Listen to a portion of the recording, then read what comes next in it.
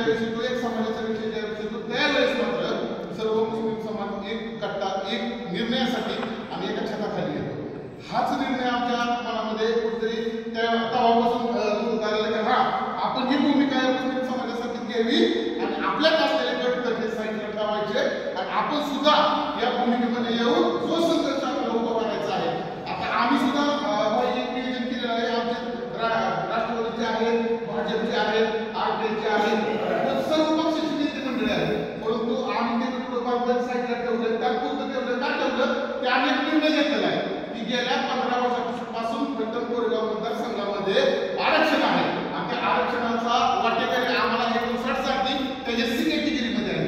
परंतु 59 जातीपैकी एका समाजाला फक्त टार्गेट करून या 15 वर्ष आरक्षणाचा मोबदला आरक्षणाचा भाग त्या ठिकाणी केलेला आहे. आम्ही नाराज नाही त्या संदर्भात, परंतु आम्ही म्हणतो की या जे एससी कॅटेगरीमध्ये जे आरक्षण पडलेलं आहे त्याच्यात सर्वात जास्त समाज हा बौद्ध समाज आहे. तालुक्यामध्ये 68,000 लोकसंख्या पूर्ण फलटण कोरेगाव मतदारसंघात फलटण कोरेगाव मतदारसंघातील वरची कोरेगावची गावं धरली 20-28 गावं धरली आणि फलटण तालुक्यात बौद्ध समाज धरला तर टोटली समाज हा आमचा 68,000 लोकसंख्येचा आहे. मग आम्हाला एवढं सांगताय, आम्हाला एवढं सांगायचं आहे जे फलटणचे जे राजकीय नेते मंडळी आहेत त्या तिन्ही नेते मंडळींना आम्हाला विनंती करून सांगायचं आहे की आमचा उमेदवार यंदा तुम्ही द्यावा.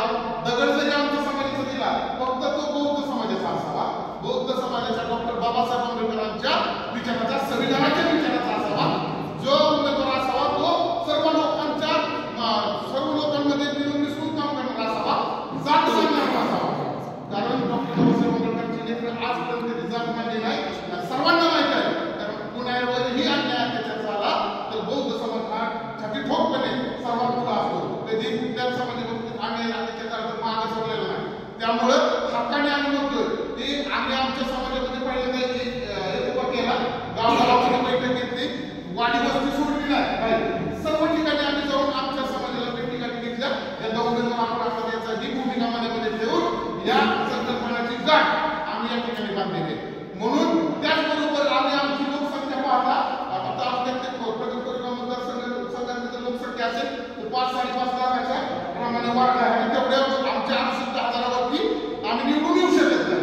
ही ज्यावेळेस आम्ही आमच्या पंचायत सदस्य असतील, विकास भाऊ असतील, रमेश आडवसर असतील, नंदकुमार मोरे साहेब असतील, हरीश काकडे असतील, रोहित भाई माने असतील, आम्ही सर्वजण या ठिकाणी एकदा बसतो निर्णय घेतला की आपण जर एका आपल्या जातीवर आपण राजकारण करू शकत नाही आणि निवडून येऊ शकत नाही.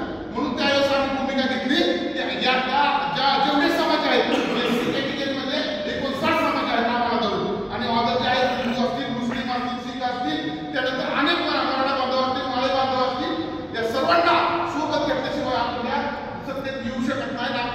आपला जो उमेदवार आहे बौद्ध समाजाचा तो निवडून येऊ शकत नाही. त्यामुळे जाऊन सुद्धा आम्ही असं म्हटलं की फलटणमध्ये अनेक जण राजकारण करत आहेत, पण त्यामध्ये प्रमुख राजकारण करणारे दोन मोठे बलाढ्य पक्ष आहेत. त्यामध्ये रणजित सिंह नाईक निंबाळकर भाजपचे खासदार दादा आणि त्याचबरोबर महाराष्ट्र रामराजे नाईक निंबाळकर महाराष्ट्र हे दोन प्रमुख या तालुक्याचे राजकर्ते आहेत.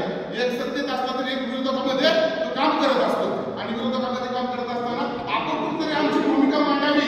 आमचा अधिकार जो आहे ज्या संविधानाने, ज्या डॉक्टर बाबासाहेब आंबेडकरांनी ही जी एससी कॅटेगरीत ज्या जागा राखीव जागा सोडलेल्या आहेत त्या जागेवरती आम्हाला कुठेतरी न्याय मिळावा ही भूमिका मनामध्ये ठेवून आम्ही आमच्या बरोबर असताना आमचा मोठा बांधव मराठा समाज असेल, माळी समाज असेल, दलित समाज असेल, मुस्लिम समाज असेल, हे सर्व समाज आम्ही एकत्र जोडण्याचं काम करतोय आणि विनंती करतोय की यंदा तुमच्या लहान गावाला संधी द्या.